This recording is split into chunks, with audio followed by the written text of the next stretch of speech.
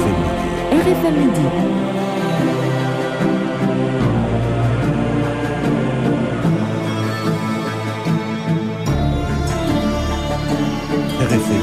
RFM Midi. Merci d'être à l'écoute de la radio Futur Média. Il est midi et c'est l'heure du grand journal. Antoine Diouf. 24 heures après l'incendie du poste électrique de Sénélec à Thiès, le ministre de l'Énergie et le directeur général de la Société nationale d'électricité se sont rendus sur les lieux. Et pour l'heure, l'origine de l'explosion est inconnue. En bas, où le sit-in des riverains des ICS a été dispersé par la gendarmerie, 10 personnes ont été interpellées avant d'être libérées. Le SAS a mobilisé ses militants ce matin, une marche pour réclamer le rétablissement des professeurs Malik Ndiaye et Amsatou Sow Sidibé dans leurs droits. L'inspecteur des impôts et domaines Ousmane Sonko devant le conseil de discipline de la fonction publique demain.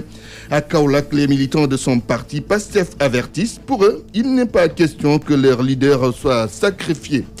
Les titres de l'actualité internationale, c'est avec Ismaël Kamara. Bonjour Ismaël. Bonjour Antoine. Nigeria, l'armée mène la vie dure aux terroristes de Boko Haram et a gravement blessé leur chef Aboubakar Shekau dans une frappe aérienne.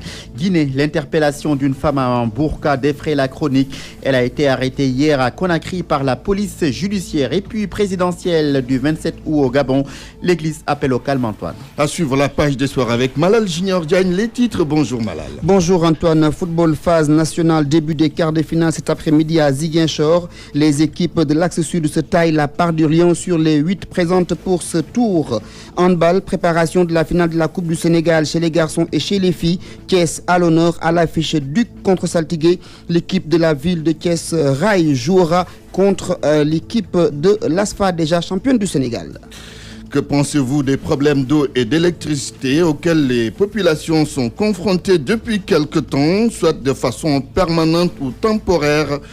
Point de vue, c'est aux alentours de 12h30. Bienvenue à toutes et à tous. RFM Midi. Antoine Diouf. Le ministre de l'Énergie, Thierno Alassane Sall, et le directeur général de Sénélec, Mohamedou Makhtar Cissé, sont à Thiès. Ils sont allés s'enquérir de la situation après l'incendie qui s'est déclaré hier au poste électrique à Tiona Serer, poste qui était en réhabilitation d'ailleurs. Pour le moment, l'origine de l'incendie reste inconnue. Cheikh Anta Diop. Nous sommes présentement au poste de transformateur de Tiona Serer. En tout cas, un poste transformateur d'une capacité de 70 MW sur 90 000 volts, interconnecté au réseau et chargé d'assurer la redistribution de l'électricité dans les localités de Pout, Bambey, Thiès, Sumbour, département de Tivaouane jusqu'à Dakar et une partie de la région de Diourbel. L'État est en train de procéder à la mise en service de nouveaux projets dont les travaux de génie civil sont notés sur place. Les ouvriers s'activent pour rendre opérationnel ce nouveau poste dans les plus brefs délais. Le ministre Thierno Alassane Sall et le directeur général de la Sénélec, Mohamedou Makhtar Cissé, sont en train de visiter en tout cas les locaux pour constater l'ampleur des dégâts. Pour l'heure, l'origine de l'incendie n'est pas encore révélée, mais déjà les techniciens expliquent que le transformateur a connu une surcharge, c'est ce qui a provoqué l'incendie. D'un moment à l'autre, nous attendons la déclaration du ministre de l'Énergie, Thierno Alassane Sall. De Cheikh Anta Diop, Radio Futur Média. Cheikh Anta Diop, le nouveau poste dont vous parlez va coûter 2 milliards 500 millions de francs CFA. Les installations électriques de Sénélec, un danger permanent pour les populations qui vivent à côté de ces postes. Dans le quartier Colobane de Rufisque, c'est la peur au quotidien pour les occupants des maisons qui sont près du poste électrique et du canal d'évacuation des eaux usées. Reportage à Colobane Rufisque, Isidore Alexandre Sen. Un témoignage unanime au quartier Colobane. Ici, les populations côtoient sans solution le danger.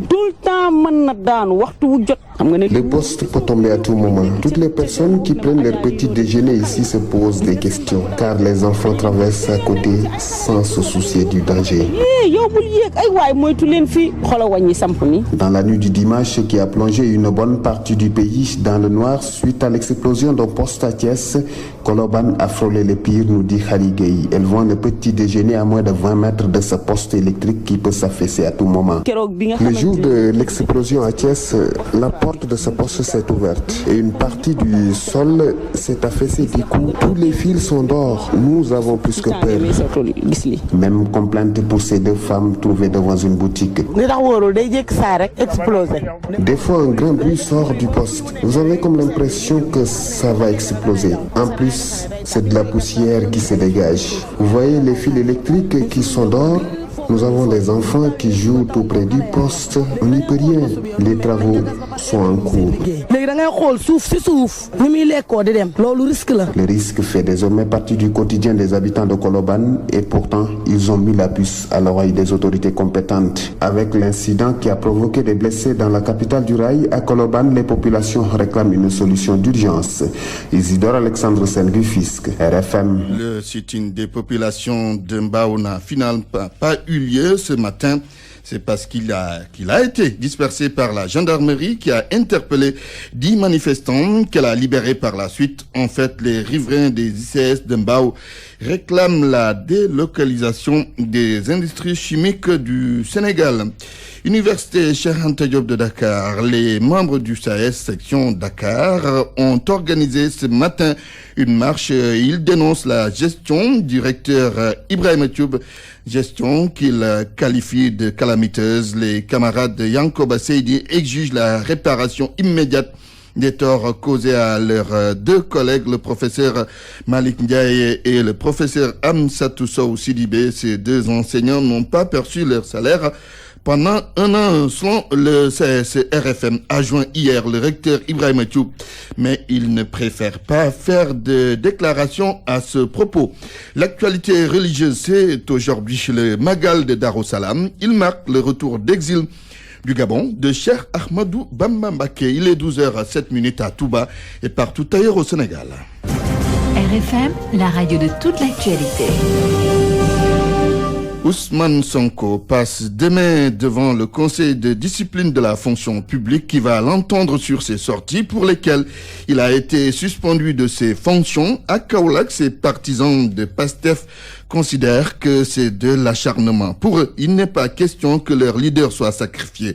Correspondance Ibrahima Diamé. La convocation d'Ousmane Sonko au conseil de discipline n'a fait que doper ses partisans et sympathisants. Les patriotes de Kaolack, fidèles à l'inspecteur des impôts et domaines, sont sortis de leurs réserves pour soutenir et défendre à tout prix leur leader. Amadou Touré est le coordinateur de PASTEF Kaolack. On s'est réunis ici pour dénoncer d'abord la mesure illégale qui frappe Ousmane Sonko avec la suspension et même la menace de radiation à son endroit. On attend, la commission de discipline va se réunir et va statuer sur le cas de l'inspecteur Sonko. Alors, nous mettons en garde l'État du Sénégal pour dire que les patriotes de Kaolack en fait se réservent le droit d'apporter toute réponse à toute attaque de quelque nature qu'elle soit, évidemment pour protéger et défendre l'intégrité de Ousmane. Très en verve, les militants de PASTEF, toutes griffes d'or, mettent en garde contre toute tentative de radiation ou de destruction d'Ousmane Sonko. C'est pas la menace de suspension ou de radiation qui va le faire reculer. Nous connaissons bien Ousmane, c'est un homme de conviction, c'est un homme de valeur. Et il mesure la portée de son combat qui vise à prendre en charge les préoccupations et les aspirations du peuple sénégalais. Maintenant, on attend avec la radiation de voir est-ce qu'il va y avoir radiation.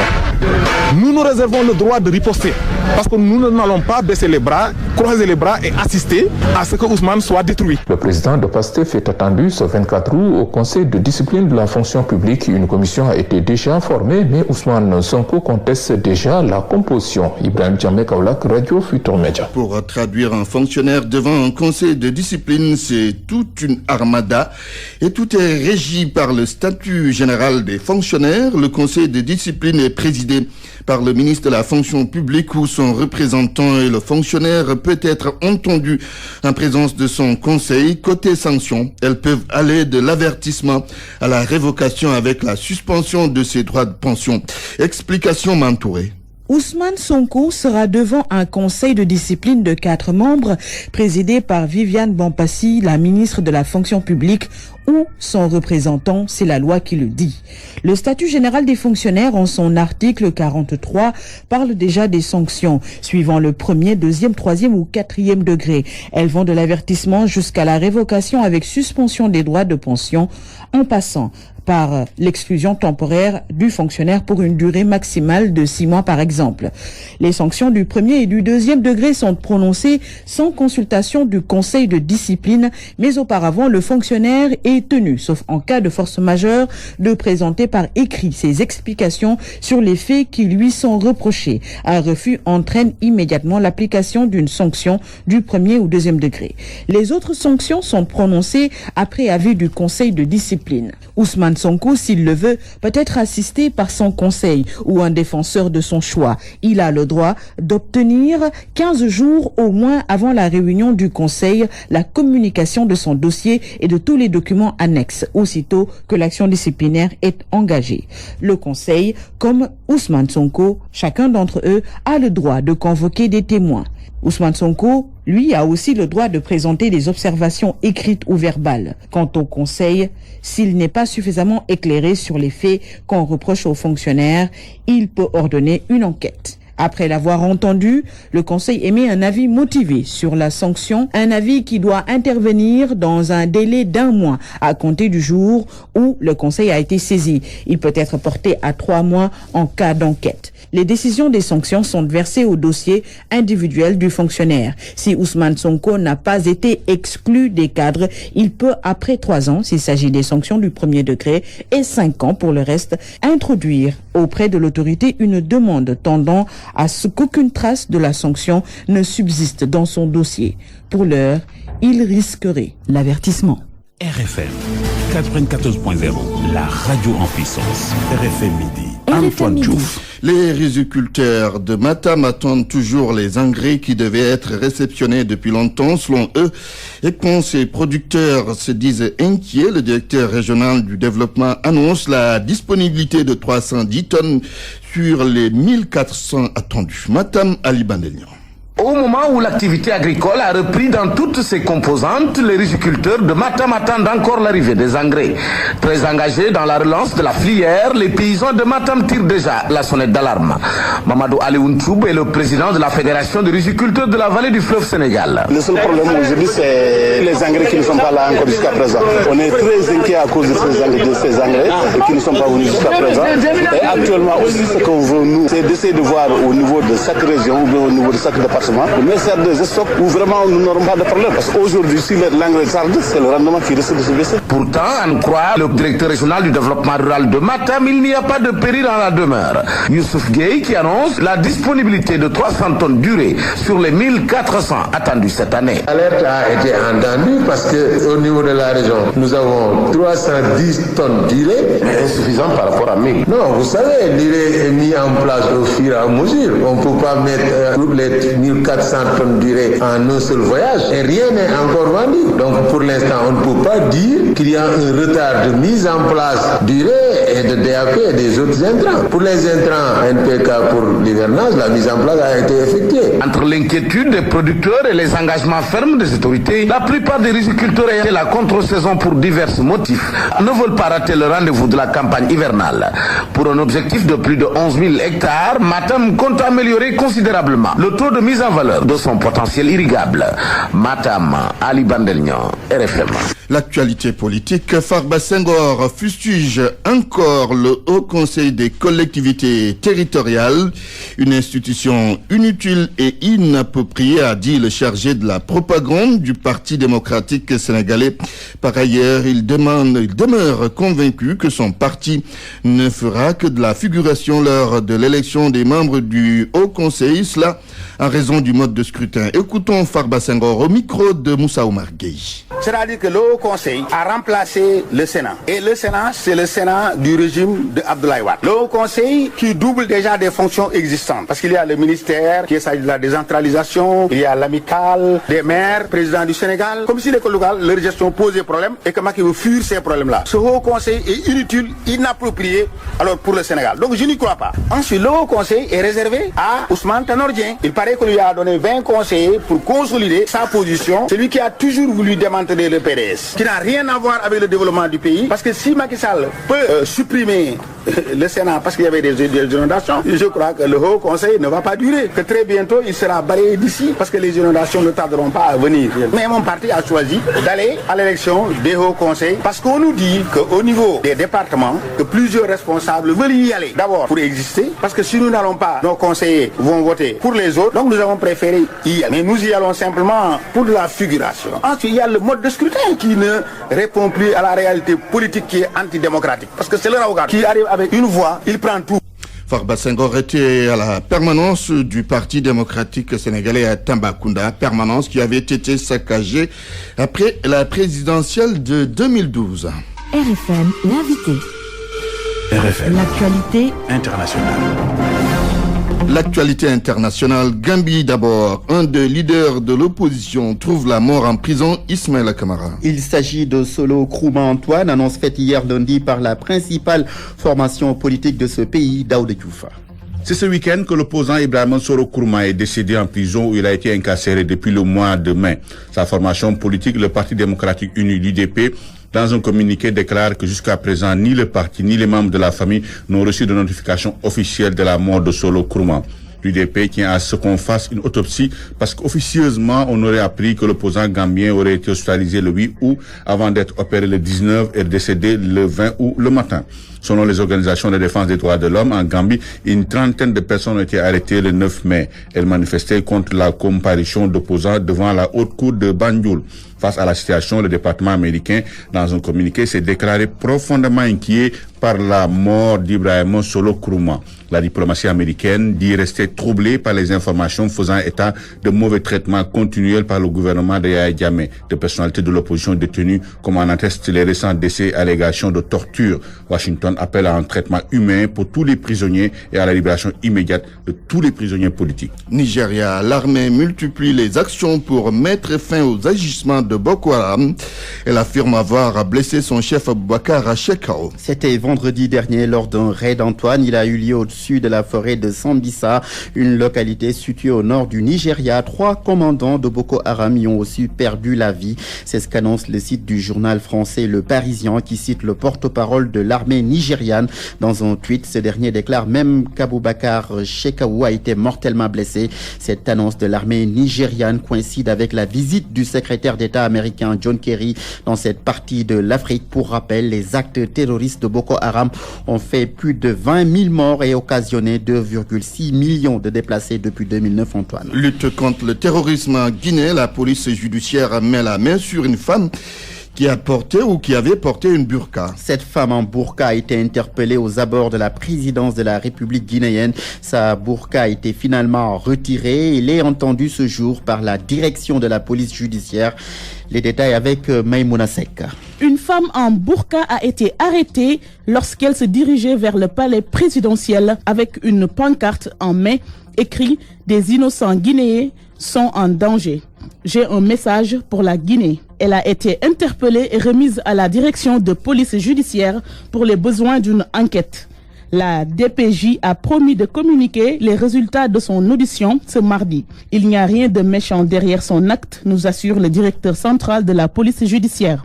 Selon des sources proches de la DPJ, la femme entendait de cette manière de rencontrer le président des Guinéens, Alpha Condé. Cet événement survient dans un contexte où une partie de la population guinéenne se méfie des islamistes en raison des menaces qui avaient plané sur le pays en avril dernier. Après l'arrestation des présumés djihadistes mauritaniens à Boké dans le nord de la Guinée, le président Alpha Condé avait annoncé qu'il allait interdire le port de la burqa dans son territoire. En Afrique centrale, au Gabon plus exactement, on vote samedi pour élire le président de la République. L'Église se prononce sur le scrutin de ce samedi. Elle lance son appel au calme, Antoine, et à l'éveil des consciences pour la tenue d'un scrutin démocratique de Libreville. Yves Antonio Ogoula. L'Église du Gabon se lève pour parler à la société à 4 jours de l'élection présidentielle, surtout en cette période de campagne marquée par la violence verbale dans les deux camps. Pour la conférence épiscopale du Gabon, tout le monde doit jouer sa partition pour l'avenir du pays. L'abbé Michel Ange-Bengon est le secrétaire général de l'association de la conférence épiscopale d'Afrique centrale. Cette élection vaudra ou non au Gabon son sérieux, sa crédibilité et sa respectabilité au niveau national et international. N'oublions pas que chaque page ou partie de l'histoire d'une nation ne s'écrit qu'avec de l'encre indélébile. D'éviter toute flagornerie afin d'avoir, malgré les limites de la condition humaine, un comportement admirable et bon. Chers organisateurs, veuillez respecter et faites respecter scrupuleusement les règles du processus électoral. En janvier et mai dernier déjà, l'Église du Gabon avait appelé à plus de conscience et de patriotisme. Un appel repris par le médiateur de la République. Yves Antonio Ogoula, Libreville, RFM. Cette grève générale annoncée pour mardi en République démocratique du Congo. C'est à l'appel de l'opposition congolaise. Cette grève est très bien suivie à Kinshasa et dans de grandes capitales du pays. Elle coïncide avec le démarrage ce jour des travaux du dialogue politique. L'opposition reste divisée pour le moment, Antoine. Cette rencontre est présidée par le facilitateur, le Togolais Edem Kodjo. Le World Wide Web a 25 ans. C'est le 23 août 1991 que le public pouvait se connecter pour la première fois à cette version d'Internet bien loin de celle dont on dispose aujourd'hui. C'est le World Wide Web qui a été créé par le Britannique Tim Berners-Lee. Ce dernier l'avait établi pour permettre à des chercheurs du CERN de communiquer entre eux, Antoine Diouf. Ismaël Kamara, merci. Parole aux auditeurs. L'actualité, qu'en pensez-vous? Moi, je pense que vous devez. Réagissez dans nos éditions d'information sur l'actualité. Bonjour. Oui, bienvenue sur cette antenne d'RFM. Du lundi au vendredi, vous avez la parole sur RFM. Que pensez-vous des problèmes d'eau et d'électricité auxquels les populations sont confrontées depuis quelque temps, soit de façon permanente ou temporaire? C'est le sujet de point de vue. RFM Sport. Malal Junior Diagne, rebonjour. Rebonjour Antoine. Nawetan, les phases nationales avec les quarts de finale. 4 rencontres sont au programme ce soir. C'est à partir de 15h au stade Aline Sitoé Egata, début des quarts de finale de ces phases nationales avec une forte représentation des équipes de l'axe sud du pays avec donc cette rencontre Cap Skiring contre Entente Saint-Étienne-Relais. Toutes ces deux équipes sont de Ziguinchor. Bassène contre Renaissance. L'ASC Soukou Papaye joue contre Darou Salam et Ben Doula joue contre Djamogun de Thiès. Selon les organisateurs de ces compétitions l'ONCAV, tout se passe bien, même si des couacs ont été notés au début liés à la non-disponibilité de tout le budget prévisionnel. Tout a été réglé et que tout se passe très bien maintenant.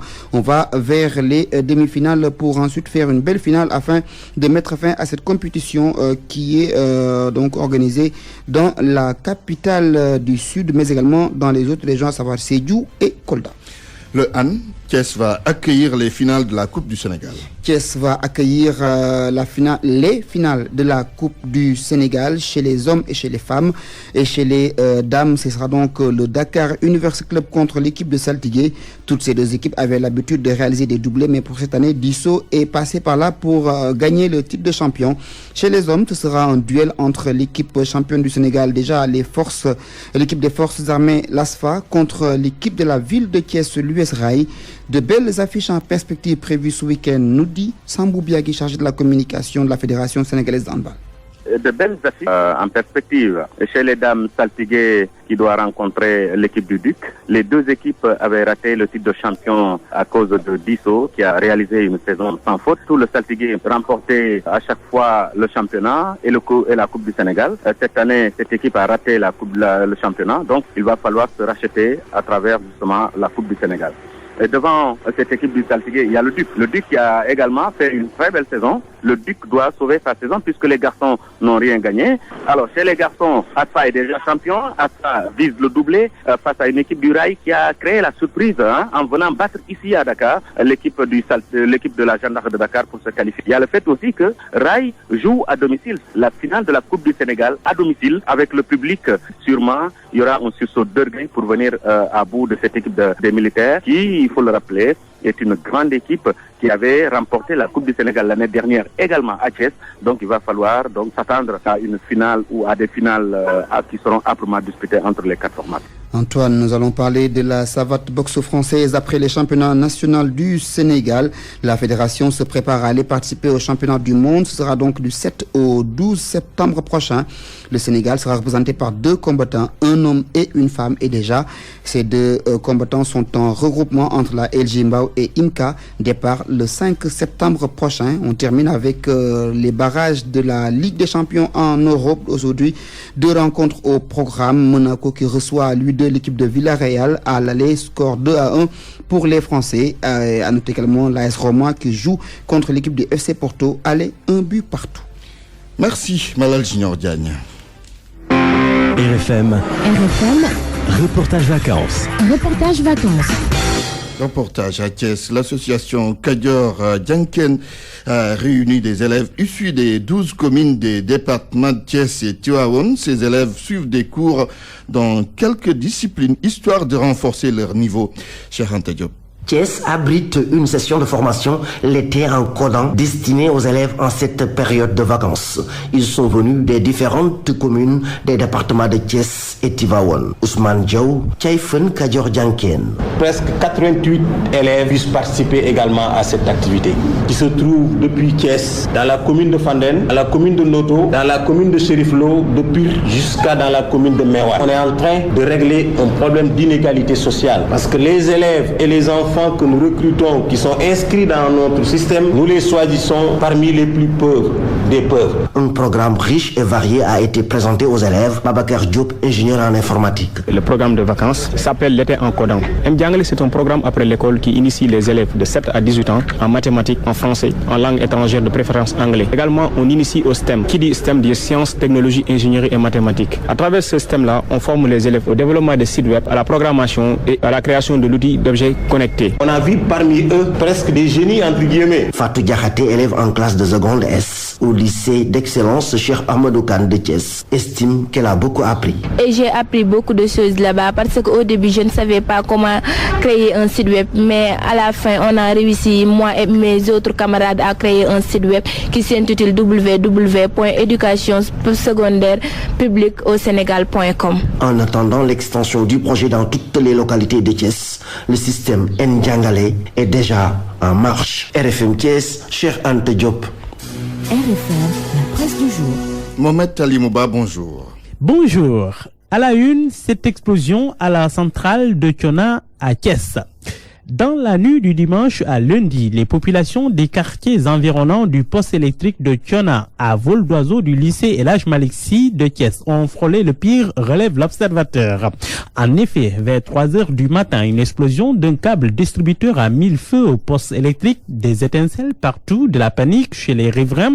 Le reporter de l'observateur de poursuivre, les fils haute tension surplombant certaines concessions ont été sectionnés et ça a charrié du feu. Plusieurs maisons des quartiers Mbour 4, cité Ousmane Gom, Malick Sy, ont vu leurs appareils électroménagers détruits. Les sapeurs-pompiers ont lutté des heures avant d'arriver à bout de l'incendie. Blackout à Thiès, à Dakar et manque d'eau aussi. Les premiers blessés sont accueillis aux urgences de l'hôpital régional Amadou Sakhir Ndiéguène. Beaucoup d'entre eux ont repris leurs esprits à l'hôpital. Seydou Nourouli, une victime, se confie. Je dormais, je ne sais pas ce qui s'est réellement passé, tout est allé vite. Tout ce dont je suis sûr, assure-t-il, c'est que me voilà réveillé aux urgences. Il paraît que j'ai reçu une décharge électrique. À mon réveil, je me croyais dans un rêve. J'ai regardé la salle, les lits, tout autour de moi, renvoyé à l'hôpital et j'ai pensé être dans un rêve car je ne me souvenais pas avoir été interné dans un hôpital. Tchona brûle et déclenche un blackout. Le Populaire souligne que Dakar, Thiès, Mbour, Tivaouane et Fatick ont été privés d'électricité près de 5 heures. Manantali décroché, la Mauritanie et le Mali touchés. Mohamedou Makhtar Cissé, le directeur général de Senelec, monte au créneau. Le journal rapporte ses propos à sa page 5. Après avoir présenté ses excuses aux clients, Makhtar Cissé d'espérer que cela ne se révélera pas être un acte malveillant, promettant le cas échéant de prendre les mesures qui s'imposent. En tous les cas, note le quotidien, Makhtar Cissé doit faire mieux. Cissé a amélioré, conseille le journal. En quoi faisant? Eh bien, en améliorant l'interconnexion de son réseau électrique. Par ailleurs, la Senelec, qui veut lutter contre les accidents d'origine électrique, tire la sonnette d'alarme. Elle lance une campagne de prévention, souligne enquête. Les mauvaises installations dans les foyers autres marchés, le matériel électrique pas aux normes sont source d'accidents, avertissent les autorités de Senelec en conférence de presse hier. Attention donc aux lignes électriques haute tension à côté des habitations. Après la grève, les transporteurs à Kanoussa, AFTU demande pardon, souligne en rouge le quotidien. Après la grève, les transporteurs demandent pardon. AFTU fait mea culpa. L'association des financements des transports urbains fait amende honorable. Les membres de cette association souhaitent que les menaces consécutives à la grève observées mercredi dernier par certains chauffeurs ne soient pas exécutées.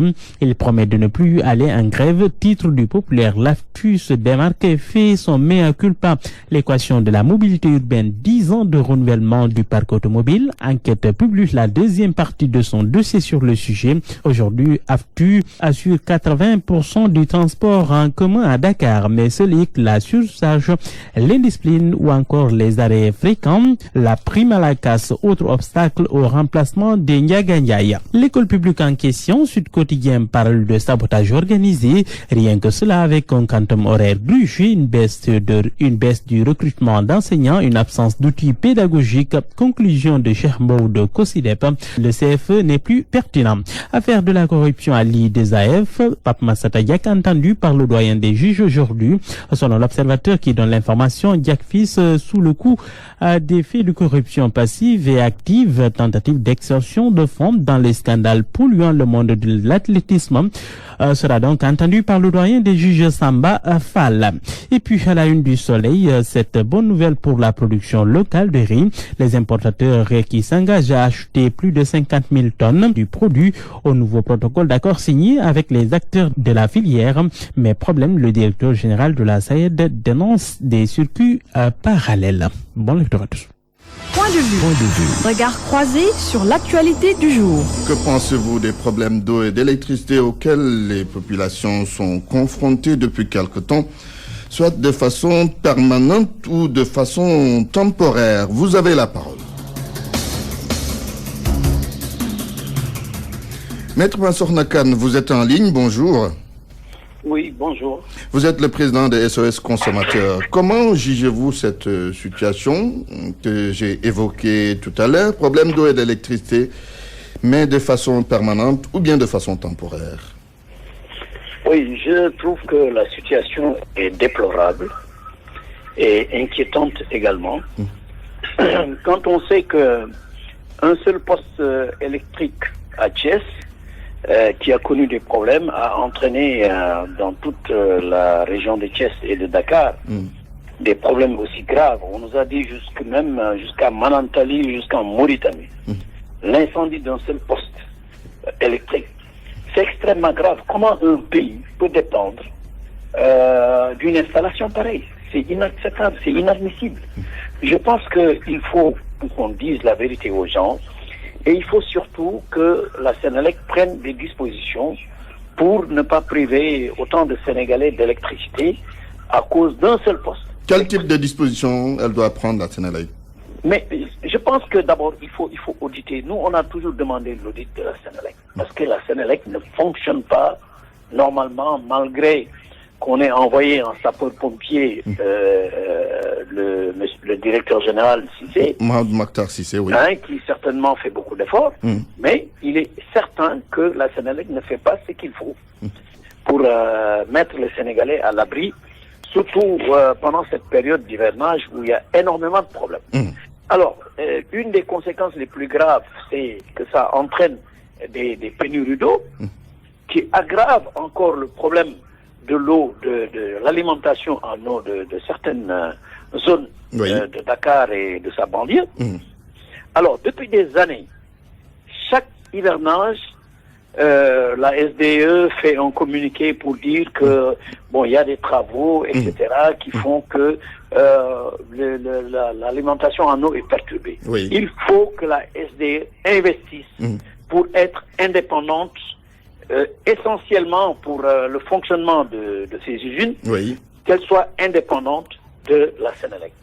On ne peut pas dépendre d'une autre société pour fournir de l'eau aux populations. Avoir son réseau électrique qui lui permettra de pouvoir disposer d'électricité à Oui, mais vous savez, depuis des années, chaque hivernage, la SD fait un communiqué. Elle vient de faire encore un communiqué concernant les travaux de la Sénélec là-bas à Thiès. Mais chaque hivernage, vous allez voir, d'habitude c'est pendant le mois de juillet-août, elle fait un communiqué pour dire qu'au niveau des usines, il y a des travaux d'entretien. Quand il y a des travaux d'entretien, l'électricité est coupée, il n'y a pas d'eau. Les usines ne fonctionnent pas bien. Ça, il faut arrêter. Il faut arrêter. D'autant plus que l'année dernière, on a augmenté les tarifs de l'eau et personne n'a pipé mot. On a crié, on a fait beaucoup de boucans. Ça n'a servi à rien. Les populations n'ont même pas réagi. Alors, il faut arrêter. Très bien. Merci. On ne peut pas gérer des denrées aussi stratégiques, d'abord confier ça à des privés étrangers et ensuite ne pas exiger que le service soit meilleur que celui-là. Une qualité du service. Merci en tout cas, Maître Massokhna Kane, président de SOS Consommateurs. SOS Consommateurs, oui. Sambandia est en ligne, bonjour. Bonjour. C'est le maire de Ndofane, président du mouvement démocratique pour le développement intégral du Sénégal. Alors, problème d'eau, problème d'électricité, des difficultés que vivent les populations. Tantôt, c'est pour quelques jours, tantôt, c'est de façon permanente. Quel est votre point de vue là-dessus? Voilà, je vous remercie Antoine. Je voudrais d'abord saluer tous vos auditeurs. Mais je vais commencer par rendre hommage au travail de la Sénélec parce que j'ai été moi-même hier témoin d'un fait. Parce que sous une pluie battante, hier j'étais sur l'axe Kaolack-Ndofane-Nioro parce que je suis allé même dans la zone du RIP. Et j'ai vu un poteau qui était tombé. Alors, d'habitude, en saison des pluies, quand ce type d'événements arrivent ou surviennent, nous restons 72 heures parfois, 48 heures sans électricité, compte tenu du fait qu'il faut beaucoup de célérité et beaucoup de ressources certainement pour réparer ce type de panne. Alors, hier, donc j'ai été témoin de ce fait, et j'étais à Nioro jusqu'à 21h, et quand je suis revenu à Ndofane vers 22h, le courant était déjà arrivé. Et imaginez le climat, imaginez les intempéries dans lesquelles les travailleurs de la Sénélec se sont mis pour pouvoir donc réparer cette panne-là. Je pense qu'en tant que citoyen, témoin de ces faits, je me dois de rendre hommage à ces travailleurs. Très bien, cela dit maintenant. Cela dit, je pense que ça c'est les incidents temporaires, comme vous dites. Et c'est ce qui est arrivé aussi à Thiès. C'est un incident qui est arrivé, qui n'est pas le premier, qui ne sera pas le dernier, qui arrive au Sénégal et qui arrive dans d'autres pays. Donc je pense que ce qui serait dangereux, c'est que les pannes surviennent du fait de manque de production. Et j'ai écouté l'autre jour le secrétaire général de la Sénélec dit que les coupures sont passées de 80 heures par manque de production à 11 heures aujourd'hui. Je pense que ça, c'est des faits qui sont là que nous constatons. Il n'y a plus de coupures permanentes comme il y en a eu les années passées. Mais quand même, le consommateur a le droit de dire on ne veut plus de coupures. Ça aussi, c'est son droit le plus absolu. Et oui, c'est son droit le plus absolu. Maintenant, quelles sont les mesures qui sont prises? Je pense que du point de vue de la production, en 2016, il est prévu, disons, la construction de centrales qui vont permettre d'avoir à disposition 250 MW. C'est l'équivalent de la production dont le Sénégal a disposé de 1960 à 2000. Je pense que ça, c'est quelque chose d'important. Disposer de cette quantité de production en une année, c'est fondamental. Et ce n'est pas que du rêve, dans la mesure où le président de la République a inauguré récemment la centrale de Taïbandiaï d'une capacité de 105 MW. Donc je pense que sur ce plan, c'est des acquis importants. Maintenant, là où se situe le problème, c'est que les autorités de Sénélec ont toujours dit, c'est au niveau des réseaux de distribution et de transport, Voilà. À ce niveau, je pense que M. Massokhna Kane vient de le dire, il y a lieu de revoir la carte de Senelec de ce point de vue-là et d'optimiser des solutions. Parce que je pense que, comme il l'a dit, c'est un problème qu'un poste qui se brûle puisse quand même mettre en panne tous les pays. Donc je pense que de ce point de vue, il y a une réflexion à mener. Par rapport maintenant à la question d'eau. Oui, je voudrais juste ajouter qu'il y a aussi la diversification des sources de production. Je pense qu'aujourd'hui, tous les pays développés, ou tous les pays qui se sont développés, la France, les États-Unis et tout, ont commencé par la production hydroélectrique. Nous en avons au niveau de Manantali. Je pense qu'il y a lieu maintenant de réfléchir sur comment très rapidement mettre en œuvre l'OMVG pour que les centrales hydroélectriques qui sont prévues à ce niveau-là puissent démarrer. Ça, je pense que je tenais à le souligner. Et enfin, excusez-moi, pensez aussi à ceux qui n'ont pas d'électricité. Hier, pendant ce voyage, je disais à mes filles, voilà, on se plaint, on n'a pas d'électricité, tout est noir. Mais je leur ai dit que, attention, il y a des gens qui vivent dans ces conditions depuis longtemps. Et il faut aussi savoir raison garder et penser à ces gens-là parce que ce sont des Sénégalais comme nous. Et je pense que s'il y a des choses à faire vers ces gens-là, qu'il faut faire quelque chose. Maintenant par rapport à la question d'eau, allez-y. Oui, par rapport à la question d'eau, Antoine, je pense que, il l'a dit, M. Khan, je pense qu'il y a des investissements à faire. Je vous donne l'exemple de la coupure d'eau d'hier à Ndofane, mais on n'avait pas d'eau. Ça a été... Ce qui est inacceptable. Immédiate. Ce qui est inacceptable. Voilà, et je pense que ça aussi c'est un problème. C'est-à-dire que vouloir faire dépendre son travail, sa production, forcément d'une autre société, pour une société comme la SDE, je pense que c'est pas acceptable et que des mesures doivent être prises de ce point de vue-là. Merci Samba Ndiaye, le maire de Ndofane. Il est le président du mouvement démocratique pour le développement intégral du Sénégal. Le ministre Morngom est en ligne. Bonjour, monsieur le ministre. Oui, bonjour. Ministre conseiller auprès du chef de l'État. Alors, on porte des problèmes d'électricité, des problèmes d'eau auxquels les populations sont confrontées. Comment jugez-vous la situation de façon globale, monsieur le ministre? Oui, je vous remercie et vous me permettrez de remercier tous ceux qui viennent de prendre la parole et ceux qui nous écoutent aussi à travers donc vos ondes. Oui, merci. Je crois que Antoine, il est bon de pouvoir se poser la question, mais avoir aussi une approche systémique par rapport à l'analyse que nous allons faire. Je ne vois pas un seul pays dans le monde, fut-il le plus développé ou le plus industrialisé, qui n'est pas connu de ces problèmes d'intempéries, de coupure d'électricité, de coupure d'eau. Il n'y en a pas. Et je défie tout le monde, à commencer par vous, les journalistes qui suivez donc tout ce qui se passe dans le monde pour partager avec nous et nous informer, en tout cas nous initier sur certaines questions. Maintenant, bon, ce qui s'est passé ces quelques jours, c'est regrettable parce que nous avons aujourd'hui la charge de mettre à disposition toutes les conditions pour que les Sénégalais puissent vivre en toute quiétude, avec une réponse bien sûr exacte de cette demande sociale que j'ai l'habitude de dire que c'est des urgences auxquelles le président de la République, Macky Sall, a cherché à répondre de manière efficiente. Mais de manière efficiente, il faut aussi mettre entre guillemets, parce que nous avons une capacité. Notre capacité, c'est quoi? C'est que c'est aujourd'hui le budget du Sénégal, c'est les ressources du Sénégal. Admettons que nous sommes dans un pays sous-développé et que le président Macky Sall a mis en place le plan Sénégal émergent pour, de manière définitive, mettre le Sénégalais, notre nation, notre pays sur les rampes de l'émergence. Par rapport à cela, il y a eu des investissements. Ça, n'en parlons même pas. Franchement, moi, je dis que je défie quiconque. Entre 60 et 2016, ce qui s'est fait durant ces 3 ou 4 années de pouvoir, c'est incomparable. Et à tout point de vue. Ça, franchement, je crois que nous invitons tous ceux qui critiquent sur un débat économique parce que nous n'avons pas peur, nous n'avons pas honte de dérouler tout ce qui a été fait de 2012 à nos jours. Oui, on est d'accord que des efforts ont été faits, on est d'accord que dans aucun pays au monde, on n'est pas à l'abri des intempéries. Mais est-ce que ce n'est pas quelque part, comme dangereux qu'un seul poste soit incendié, disons, ou prenne feu, et que vraiment une bonne partie de la capitale et d'autres villes soient dans le noir? Non. Je crois qu'il faut savoir garder raison aussi.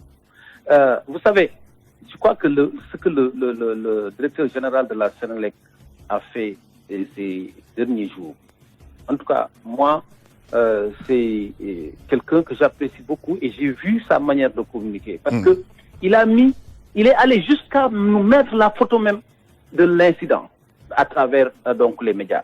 Je crois que c'est à ce niveau qu'il faut que les gens comprennent que moi-même ou quelqu'un peut prendre son véhicule parce qu'il est tout neuf, il va quelque part, il se déplace et tout de suite un incident peut arriver. C'est soit un accident ou bien même la voiture peut prendre feu. Parce que il faut que nous-mêmes, nous comprenions que c'est un réseau. C'est un réseau.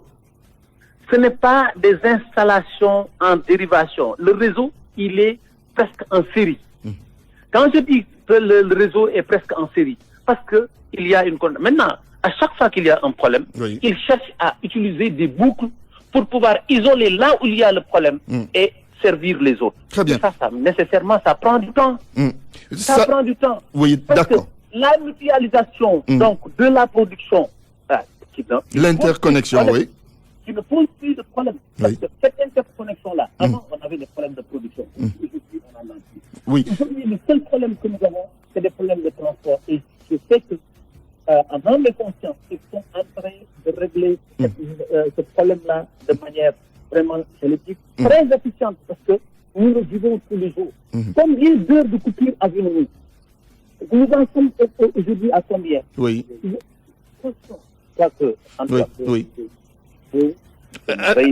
Oui. La patience de pouvoir supporter certaines choses. Monsieur le ministre, la qualité sonore n'est plus bonne. Oui, elle n'est plus bonne, la qualité sonore. On vous perçoit très mal. Mais pour terminer, parlons de la question de l'eau. Est-ce que c'est acceptable encore qu'il y ait certains quartiers où les populations restent pendant des heures et des heures sans avoir de l'eau, ou bien qui ont de l'eau seulement à des heures tardives? Antoine, je dirais que c'est inacceptable. C'est inacceptable. Mais c'est inacceptable ne veut pas dire que c'est intolérable. Parce que ces Sénégalais, comme Morgom, ministre ou simple militant, ou simple citoyen. Simplement parce que nous avons la chance de pouvoir habiter Dakar, de pouvoir habiter dans un quartier UP. Qu'est-ce qu'on fait de l'habitant ou le paysan qui est à Fongolemi et qui n'a jamais eu un point d'eau? Qu'est-ce qu'on fait de celui qui est à Taréji et qui n'a jamais eu un point d'eau? Aujourd'hui, le président de la République, face à cette situation-là, a mis en place le PUDC, qui, en moins d'un an, a fait tout ce que peut-être on n'a jamais fait sur 4 ou 5 ans. Moi, je crois que si quelqu'un est en train de faire de bonnes choses, ayons l'honnêteté de l'encourager et, c'est vrai, la critique objective, positive, elle est la bienvenue. Très bien. Mais vraiment, ne balançons pas la main dessus pour dire que rien n'a été fait. Je crois que des investissements colossaux sont en train d'être réalisés à tout point de vue sur ces deux points-là, sur l'électricité et l'eau. Tant mieux alors. Merci en tout cas. Et aussi bien pour le Promoville que pour le PUDC. Merci. Merci monsieur le ministre Morgom, ministre conseiller auprès du chef de l'État. C'est tout pour Point de Vue. La météo avant de boucler cette édition. RFM, la météo. Au cours de cette nuit, du lundi au mardi, les pluies intermittentes continueront d'intéresser la façade ouest du pays. Et il faut noter une légère baisse des températures journalières qui sera observée sur le pays. Toutefois, la sensation de chaleur restera de mise avec des pics de température variant entre 31 degrés à Dakar et 38 à Podor. Le rappel des titres. 24 heures après l'incendie du poste électrique de Sénélec-Thiès, le ministre de l'Énergie et le directeur général de la Société nationale d'électricité se sont rendus sur les lieux Et pour l'heure, l'origine de l'explosion est inconnue. À Mbao, le sit-in des riverains des CS a été dispersé par la gendarmerie. 10 personnes ont été interpellées avant d'être libérées. Et puis le SAS a mobilisé ses militants ce matin. Une marche pour réclamer le rétablissement des professeurs Malik Ndiaye et Amsatou Sow Sidibé dans leurs droits, entre autres. Journal présenté par Antoine Diouf, à la technique Vincent Mamadou Diop, réalisation El Haj Daouda Diouf. Pape Oumar Diaw était à la régie à 13h devant ce micro, El Haj Hassan Gueye pour la grande édition en Wolof. Tout de suite, c'est Dialgati Hibar. Excellent après-midi à toutes et à tous.